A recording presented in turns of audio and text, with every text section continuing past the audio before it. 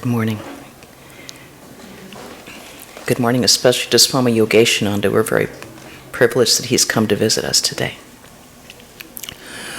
Om Sham no Mitra Sham Varunaha Sham no Bhavatva Yama Sham Nayendro Brahaspatihi Sham no Vishnururu Kramaha Namo Brahmane Namaste Vayo Tvameva Pratyaksham Brahmasi Tvameva Pratyaksham Brahma Vadishami Ritam Vadishami Satyam Vadishami Tanmam Avatu Tadvaktaram Avatu Avatu Mam Avatu Vaktaram Om Shanti Shanti Shanti.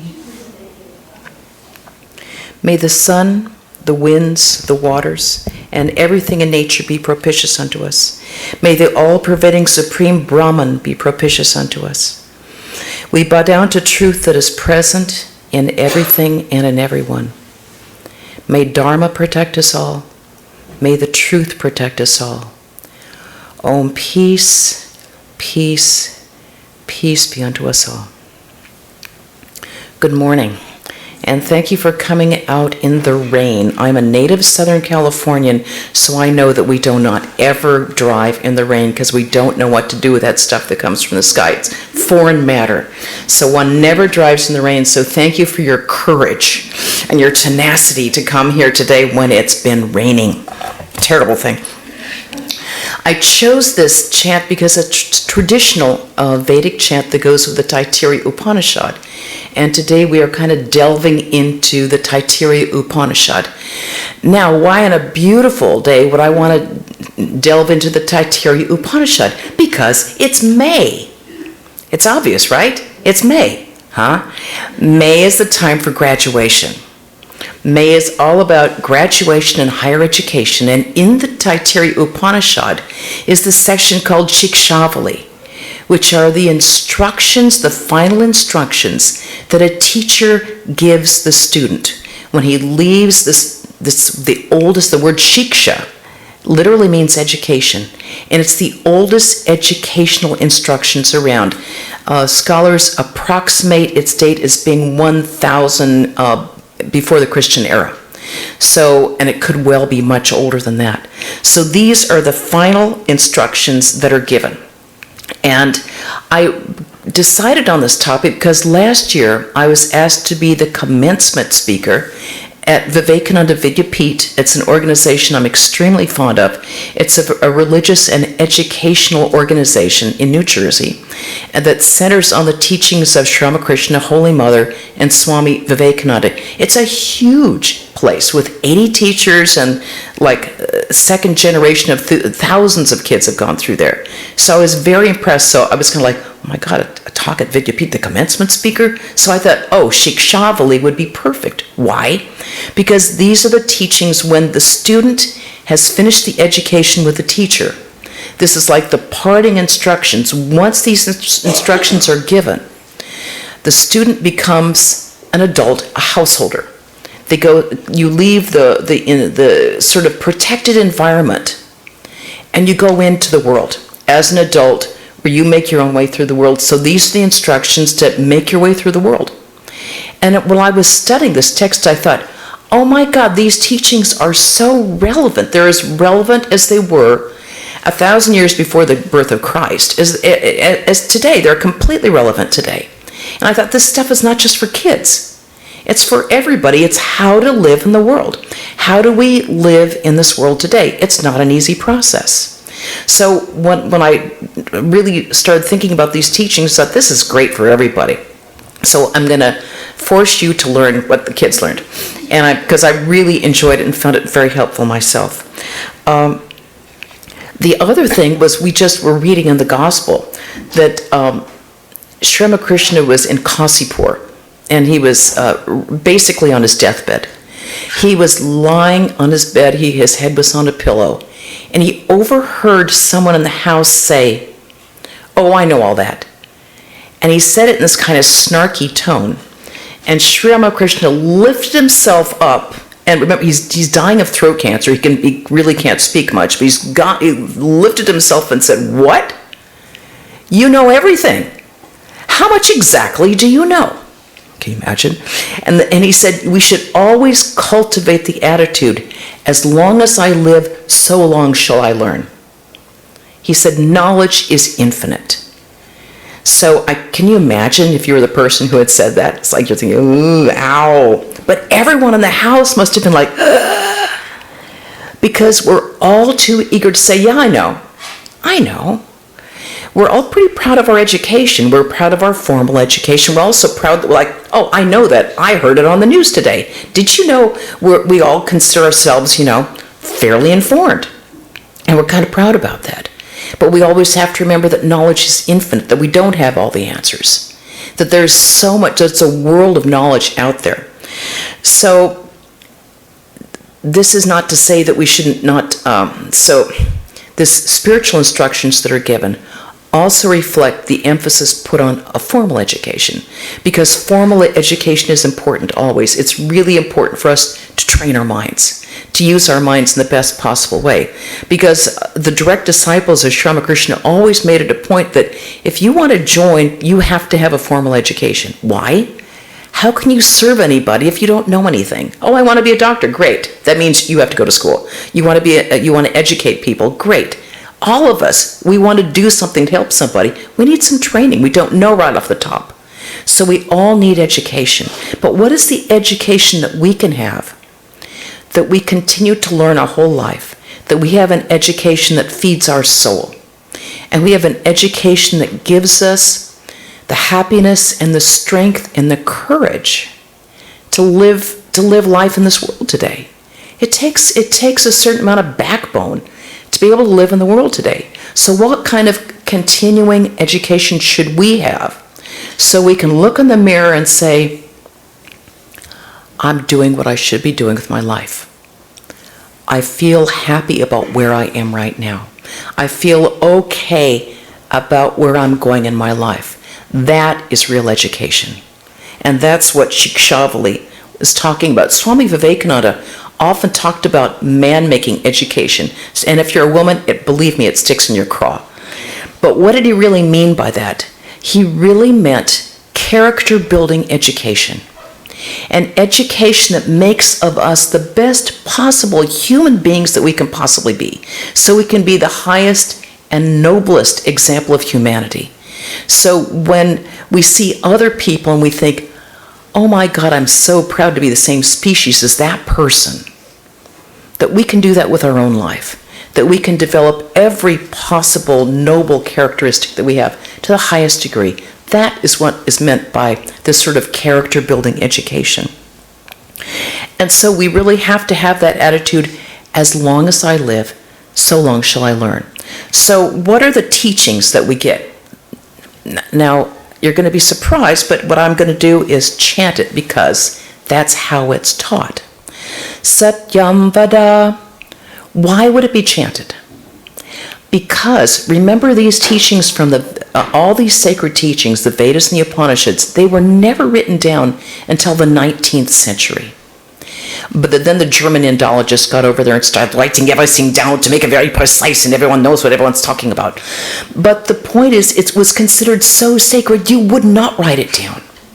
It was too sacred. Even more important, the learning that we get from tones, from music, is the strongest memory we have. You are my sunshine, my only... You can all sing that with me, right? We all know that. 77 years ago, blah, blah, blah, blah, blah. Can anyone? It doesn't stick with us. What we read on a page does not stick with us. Well, we've heard that tremendous energy that goes in through the voice, in here, into the mind, goes into the deepest part of our brain. It's the same brain that we share with other mammals who sing, with dolphins, with whales. In fact, some anthropologists think that humans might have vocalized first with a singing or a chanting before we actually had speech. It's the most powerful form of memory that we have. And so that we keep this memory. These were chanted, and they were chanted back by the student. Satyam vada. First teaching, speak the truth. First and foremost of all ethical teachings. Sri Ramakrishna said truth is the austerity of the sage. That is, it is the spiritual practice of the sage. And holding on to truth can lead us to the highest knowledge, which is Brahman, which is truth itself. The word satya, truth, comes from the word sat, being, existence. So if we don't hold on to the truth, satya, we actually cut down on our very being. We cut at truth, we cut at ourselves. It's that critical. Then real truth consists truth, living in truth, speaking the truth, having truth, the same truth within our hearts. Sri Ramakrishna repeatedly said, Mon Mok Ek, in Bengali. It's a typical alliterative phrase that he used to have people remember. Mon, the mind. And when a Hindu says mind, they always go here. They don't make this intellect-heart distinction. Emotion, the seat of the emotions is here, the memory is here, the intellect is here. Mon. They'll say, my mind is telling me. Mon Muk, the mind. Ak, one. There should be only one truth that's reflected through the heart, through the speech. And that is followed through with our actions in our life. There's complete consonance between our thought, our word, and our deed. That is what is meant by speaking the truth. There should be no divergence, because the greatest freedom and the greatest strength we have is living the truth. If we feel fractured in some way, it's because there is some fracture between our speech, our mind, and the way we're living our life. You know, when you want to make a rope, you get all these fibers and you put them together and they become really strong. If you don't put those fibers together, if you have fibers sticking out in every which way, it's not going to hold. You're going to go up that road and it's going to break off. So the greatest strength and freedom that we have is actually living this truth the exact same way. So this is our greatest freedom and our greatest strength. And if we're fractured, if we're feeling fractured, it's because something in our life is amiss that way. The Taittiriya Upanishad, from which this Shikshavali comes, repeatedly says that Brahman is Satyam Anantam, Satyam Jnanam Anantam, eternal truth and eternal knowledge. Brahman is infinite truth and knowledge. There is such a thing as infinite knowledge, pure consciousness, the light of pure consciousness. So if we hold on to the truth, we will reach Brahman, which is that infinite knowledge. So in daily life, we always experience these broken bits of knowledge. What's that? What's that? What's the name of that tree? What kind of plant is that? Who is that? I recognize, what's the name for that? So we have these broken pieces of knowledge here and there, and it's kind of frustrating. It's like, I want to know. The human always wants to know. We want to know. But we can't. You go into a library and think, oh my God, I will never be able to read all those books. I will never know all that I want to know. And it's frustrating because we want to know. So the only way to overcome that is to attain Brahman. Then we become inheritors of that infinite knowledge, infinite truth. We hold on to truth, we reach Brahman. Then we can attain that infinite knowledge, which is absolute pure light of consciousness that gives us all knowledge, gives us everything. So because Brahman is truth, we can't let it slide. I was so interested because I was thinking, I'm sure all religious traditions follow this. And then I thought, let me see what the Old Testament has to say about it. Meh. I was like, let me read this again. Okay, what they have is do not bear false witness against your neighbor. But that's kind of an extended thing. It's not speak the truth. It is so critical in our tradition. Yeah, don't ever bear false witness against your neighbor, but that's the more important thing is speak the truth, live the truth. So the other thing that it holds on to is the next teaching is Dharmam Chara. Practice Dharma. do what is right. Practicing Dharma means living the truth. Practicing Dharma means living in an absolutely ethical way, living in an unselfish way. It means doing our part for what our place is in the world. Because we're all born to do something here. We all come here to do something in this world. We all come in with various karmas, various samskaras. We all have impressions from our previous lives that give us, we're directed towards certain things and people, and we feel unattracted to other places and other people. So we find eventually where our place in this, I learned real early on, I was not meant to be a professor, a musician, an actress, mother, any of that. I was meant to be a nun here. We all come into the world, you can fill in your own blanks. I came into the world, I felt compelled to do this. I felt drawn towards that. I really felt drawn towards this person. I really realized I did not want to be with these people. So we're all drawn towards this magnet, which is what we're supposed to be doing in this life. So whatever it is, if you're a teacher, be the best possible teacher, because that's what you're here to do. If you're a mom, you be the best possible mom you can be. If you're an accountant or you're a policeman, you're a contractor, you do the best possible thing you can do. You do it with integrity, with love, with commitment. You do it carefully because everything is to be an offering to God, whatever that may be. Whatever your dad dharma is, you do that with your whole heart. That is really doing your dharma, and do it unselfishly and as an offering to the divine. The word dharma means to uphold, to maintain, to support. So when we do our individual dharma in the absolute right way, we not only maintain and support ourselves, we maintain and support our family, we support our society by our right thoughts and actions, and that in turn supports the country, which in turn supports the world, which in turn supports the entire universe, because this world is a tiny little piece of how this whole universe works, and it all works with the wheel of Dharma at its hub. Going around, and when we do not work in accordance with Dharma, everybody suffers.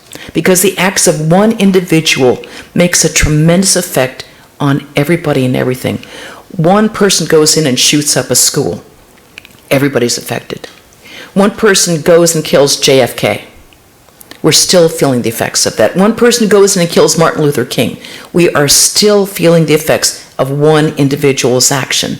On the other hand, a person with, like Kendrick Castillo, who stands up and attacks the gunman and saves all those other kids, we are ennobled by that. We think, God, I wonder if I could do that. I wonder if I would be that type of person who would try to help somebody else. Jesus gave his life to the world. That's how he conquered the world, through those unselfish actions. One individual makes so much of a difference. That affects the family, society. It ricochets, the acts of one individual ricochet throughout society, which makes total sense with Vedanta, because Vedanta says everything is connected. We're all connected in and through divinity. There is no separation.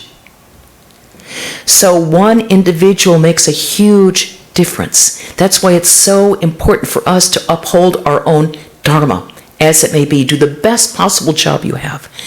In physics, there's this wonderful law of chaos. And part of this is what they call the butterfly effect.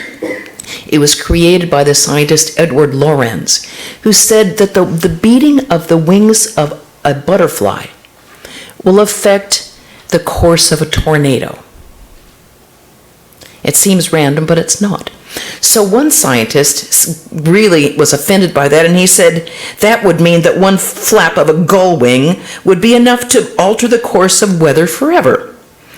And Lorenz responded by saying, the controversy has not yet been settled, but most recent evidence seems to favor the seagull. We're all connected. We're all connected. One individual. So everyone's actions are precious, important, and have long-lasting consequences. because there is no separation. So the other point with following our Dharma is that if our conscience pricks us, listen to it, because it means that one piece of that rope is kind of pulling off somewhere. Our conscience is the best voice that we have. Listen to it. The next teaching is Svadhyayanma pramadaha. Don't neglect study. Kids, of course, you want to say, summer vacation, don't forget your times table. Your child graduates. Don't forget your history lessons. Don't forget. Those who forget history are condemned to repeat it, right? All these things are important, but most of all, our spiritual study shouldn't begin and end in this room. Our spiritual study should continue out of the door. So that these teachings, a lot of you have been here for a long time. You've heard this stuff before. You know the Gita, the Upanishads, the teachings of Ramakrishna, Holy Mother, Swami Vivekananda, the great saints. You know this stuff, but you have to keep it up, because if you forget it, you won't remember it. And if you don't remember it, then it won't be there when you need it. Because we all come to places in our life when we need support. When we come to a place in our life, we need to know, what is the best thing for me to do? So we need to keep up these teachings and live them in our lives and incorporate them into our lives in order them to give us some good. Because unless we live them, it won't help.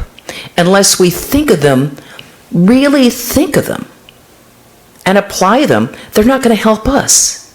And it's not going to help the world around us. So don't neglect your study. The next teaching is Acharyaya priyam dhanamahritya. Give to your teacher what pleases him or her. What is going to please our spiritual teacher? Follow what they told you to do. And as Swami Sarvadevananda famously said, don't edit. Don't edit. They gave us our spiritual instructions. Whoever your spiritual teacher is, follow their instructions. And above all, don't edit. You will think, I'm doing this, but I've been doing that for a long time. I don't feel any different, so I think I'm going to do some of that. I read about that. That's kind of interesting. I think I'll do that too. It's like, no, don't. I had this wonderful man who used to be able to come here. Unfortunately, he passed away. And he wrote an email and said, Swami Sarvadevananda gave me the instructions, but I saw this YouTube, and I think I should do that too. It's like, don't. Swami Sarvadevananda understands your mind better than you do. He knows what's best for you. You don't know. That's why you go to a teacher who can help you. That's the point. And if you want, talk to him. Get in touch with him. Say, I feel like I should be doing that. But don't do it on your own. Above all, don't edit. Every spiritual teacher wants us to excel him or her. Every spiritual teacher wants you to manifest the divinity already within your hearts. Every spiritual teacher wants you to manifest the wisdom and compassion and kindness and infinite knowledge that you have within you already. They want you to manifest it and outshine them. That's what a real spiritual teacher is. So follow their instructions, which will allow you to do that. The next teaching, Satyanam Pramaditovayam. Do not deviate from the truth. Oh, come on, you just told me about the truth. Why are you repeating it? I'm not dumb. Because it's so easy to deviate from the truth. That's why. Because often we find ourselves in a position where it might be easier for us not to keep to the truth, or it might be more convenient. We think it might grease the wheels of our life a little more if we just make a little compromise here and there. But Sri Ramakrishna could never compromise with the truth. Because truth, if we do that, we cut at our very being. We might think, I don't want to offend this person. Well, you don't want to offend them, but on the other hand, you don't want to. We should never tell a harsh truth. No one compels you to say a harsh truth or to go out of your way to say something in order to try to kiss them up by telling an untruth. Just keep your own counsel. It's better than not keeping to the truth, because it's so easy to deviate from the truth, which is why it's being repeated again. It's once you go down that slippery slope, it's easy to go down that slippery slope again, and then we'll get to the point we won't recognize ourselves when we look in the mirror, and we won't like what we see. And it's very hard to climb up a slippery slope once you've been down it already, because you've already established a pattern of behavior that's hard to change. So that's why they repeat it again. The next teaching, Dharmam na pramaditovyam. Again, the repetition, do not deviate from Dharma. Why? Because it's so easy to do so. It's really easy to make compromises. And then we'll find that we're not happy with our life, because if we protect Dharma, Dharma protects us. If we really keep to our Dharma and do our Dharma, Dharma will protect us. But unless we adhere to Dharma, unless we adhere to a really ethical life, an unselfish life, then it won't be there to protect us. And that is our strongest support in our life. That's why it's called support, to support and maintain. We always have to make a choice in this world between Shreya and Preya, between the good and the pleasant. Now, everyone feels drawn to the pleasant because it's so much fun. Who doesn't like to have the pleasant? And the good seems like kind of a boring path. Oh, God, same old, same old. But the following the path of the pleasant will just leave us with a sour cup of milk. It will go rancid so soon, and then we're stuck with it. Whereas the good gives us the gift that keeps on giving. That's why it's so important. The next one may surprise you. Kushalana pramaditovyam. Don't neglect your own welfare. Now you think you could have come to a spiritual place. It's all about, serve others, serve. Before that, don't neglect your own welfare. Why? Because other people are dependent upon you. Other people depend upon you. And unless you're strong and healthy, then they can't depend on you, and then they have to take care of you. That's a lose-lose. So do not neglect your body and your mind. Both your body and your mind need good food, good exercise, good rest. Do not take drugs. Vedanta is very clear on don't take drugs. Please be very careful with alcohol intake. Don't do anything which adversely affects your health. That you not only break down your own body, which is the vehicle of God, but then other people are going to have to take care of you. Nobody likes other people to take care of them. It kind of works against our self-confidence. So we all want to be as strong and as healthy as we can be. So do not neglect your own welfare. It's important. This body and mind are the only vehicles we have in this life for God realization. So treat them with the respect they deserve. Take care of them. You'll probably be surprised by the next one. Bhutyayana pramaditovyam. Do not neglect prosperity. Now, people think that it's somehow unspiritual to have money. Money's just an object. It's just a thing. Money, pencil, same stuff. It's just an object that has no value attached to it in and of itself. It's the value we put on it that's the problem. The problem isn't money, it's our attachment to the money. The problem is greed. The problem is self-centeredness, not money. Money by itself is absolutely, completely neutral.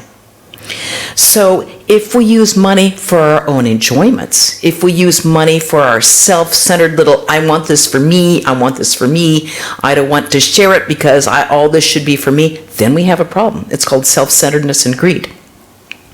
We should be afraid not of money, but of selfishness. Sri Ramakrishna said, giving money away in charity is very good. Those who have money should give in charity. The miser's wealth is taken away from them. But those who give in charity, their money is saved because they spend it for a righteous purpose. If we use money wisely, not selfishly, that's a good thing. In some religious traditions, poverty in and of itself is glorified. That is not true in the Hindu tradition. We have the goddess Lakshmi, the goddess of prosperity. She is to be revered. People will say if people throw away resources, if like they throw away good food, or they throw away good clothes, or they just leave the lights on, or waste water, we say that offends Mother Lakshmi, the goddess of prosperity. All these resources are precious. They are to be respected. They are to be shared. It's not for us to keep to ourselves. That's not Dharma. Dharma means sharing with the whole cosmos. So that means using them with respect and intelligence, with our real intelligence. Because the problem is poverty in itself isn't great, because you can be poor and very, very attached to the little that you have. You have a little few things, and by God, you're not going to share them with anybody. You'll just kill the next person who walks around and tries to have some of your soup. No. The problem is the selfishness. If you're open-hearted, whether you're poor or rich, that's the whole point. Are you sharing? Are you self-centered? Is it all about you? That's the problem, not money. Money, Sri Krishna used to say, mud money. He'd just throw them into the Ganges, had the equal importance to him. It's in and itself, it needs to be used wisely. Some people also think that striving for success is somehow unspiritual. That is not at all true. Everybody should use every faculty that they have to the highest degree, so they can serve others, so they can serve society, so they can really do something helpful to the world. It's not helpful not to be successful in your life. It's not dharmic, on the other hand, to elbow other people out of the way because you want that job. It's not ethical, but it's like, I want the attention myself, so you elbow others out of the way. Being prosperous, being successful is good. Use it wisely. That's the whole point. Holy Mother said the rich should serve God and his devotees with money, and the poor should worship God by repeating his name. Win-win. I'll combine two teachings. Matri Devo Bhava, Pitri Devo Bhava. You've probably heard these before. Look upon your mother as God. Look upon your father as God. Why? Well, obviously the mother, and notice the mother comes first, because our debt to our mother is considered the unpayable debt, because she gave us life. She housed us for 9 months being totally uncomfortable, and then she was awake for how many years afterwards, feeding us and taking care of us. The mother is also extremely important in the Hindu tradition because she is Adiguru. She is our first spiritual teacher. Our first teachings that we got about the divine, about God, about what this universe is, was pretty much gotten on the knee of our mother. Mommy, why does God allow that? It's a long story, honey. With our prayers, similarly with our Father. Our Father was there to protect us, to nurture us, to give us guidance even when we didn't want it. That's why it's considered so important, the debt to the parents. Our debt to the fathers are repaid by having our own children. But again, our children might not necessarily be biological children. Sometimes we mentor people. How do we mentor people? With our own actions, with the way we live our lives, so that when we go out of here, people say, why is that person different? How come I just feel peaceful around that person? How come when I want to ask someone about themselves, I want to ask that person? They just seem different from everybody else. We can mentor people. That's also being a parent, and they all due respect. Acharya Devo Bhava. Look upon your teacher as God. You know, in the Indian tradition, to backtalk or sass a teacher is absolutely unthinkable. Like when you go to elementary school, or sometimes you see college or high school classes, it's like they're having a free-for-all. And I hear stories from my teacher friends about how they're being treated with such disrespect. It's unthinkable in India. Because teachers are given, even your elementary school, especially high school. I know a Swami who every year goes back to see his high school principal. Such reverence for him. Why? Because they give us knowledge. Knowledge is the most precious gift we have. Knowledge is more important than food, than clothing, than shelter, because it's the gift that keeps on giving. Eventually we'll find some food. Eventually we'll find some clothing. Eventually we'll get a roof for our heads. But knowledge will be our source of support for our entire life. So that person who gives us knowledge is to be reverenced. I mean, what would our life be like if we didn't know the times table? If we didn't know how to read? If we hadn't read some of these great works? If we hadn't really learned our ABCs? This is to be really revered. So to treat the person who imparted knowledge to us, that respect is so important. And if there's one thing that I really appreciate from Hindu civilization, is the ability to really see how other people have benefited us. Our parents, our teachers. It's like, oh, I got to go to school today. It's like, wow. You see girls, especially in India, who have to walk 10 miles to get to a place where they can learn how to do the alphabet with sticks in the dirt, because they know how important it is. We take it for granted, and sometimes we take our teachers for granted.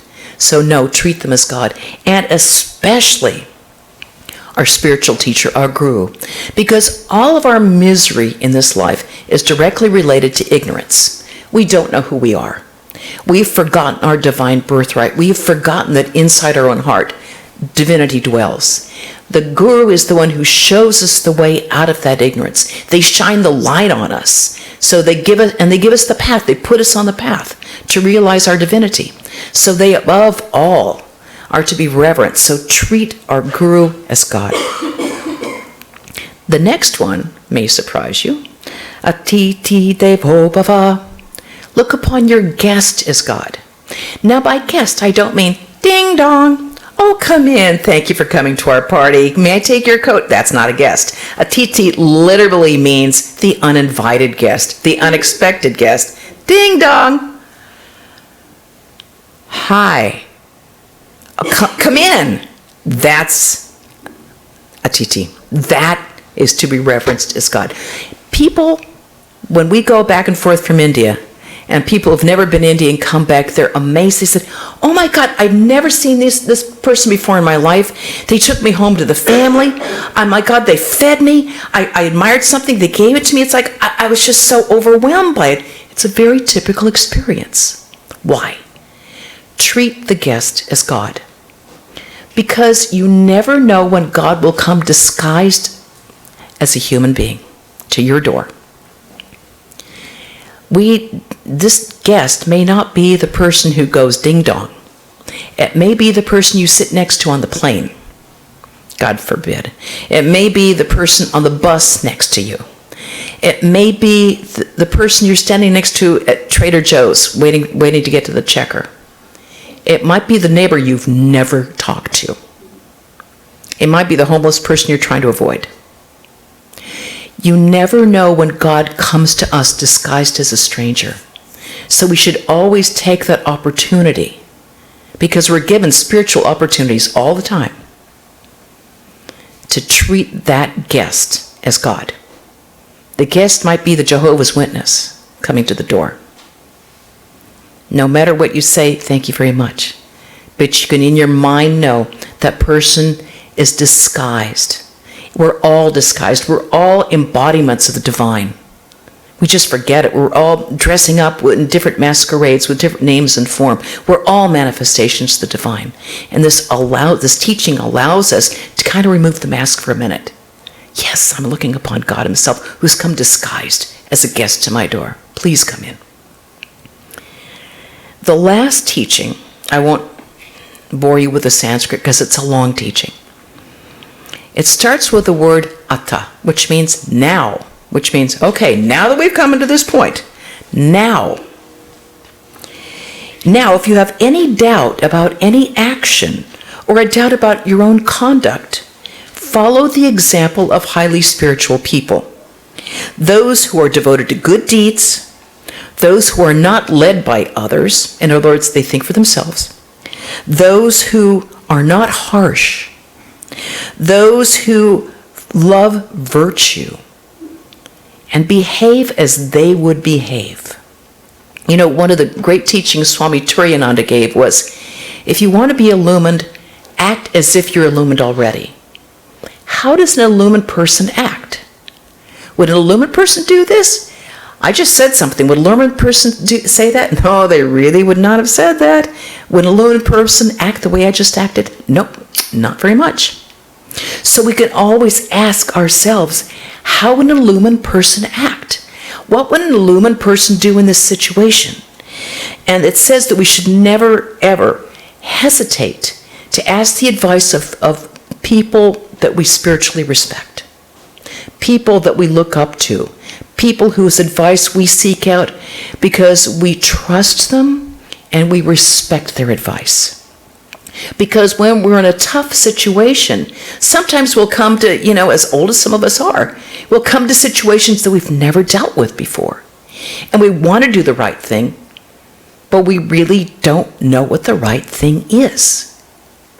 So it's like, okay, what do I do? It seems like that doesn't seem like a very good course. That one doesn't seem like a very good one either. And of course, the temptation is, maybe it'll just take care of itself. It's not going to. You're just postponing the inevitable. Swami Vivekananda repeatedly said, face the brute. If you're coming to a tough situation, don't turn your back and run. It will haunt you and follow you. So get it over with. Turn around, face the brute. Face the situation squarely. And if all possible, get the advice of someone you respect. And say, I'm coming up with that. I really don't know what the best course of action is. If you don't have that opportunity, follow what would an illumined person do, which doesn't mean turning your back on it, but dealing with it truthfully, courageously, not backing down, and praying the whole time that you do the right thing in the right spirit, that the right action take place, that you can be sort of a conduit, that your ego doesn't get in the way, so that the right thing can be done in the right possible way. It's always that, but we come into these situations as long as we're alive. So follow the example of people that we can respect and trust. The truth is, our education never stops. And hopefully we never want it to stop. Hopefully we will always remember that as long as I live, so long shall I learn. And we should never stop reaching for the truth. And we should never reaching for what we know to be the highest knowledge and the highest truth. Thank you.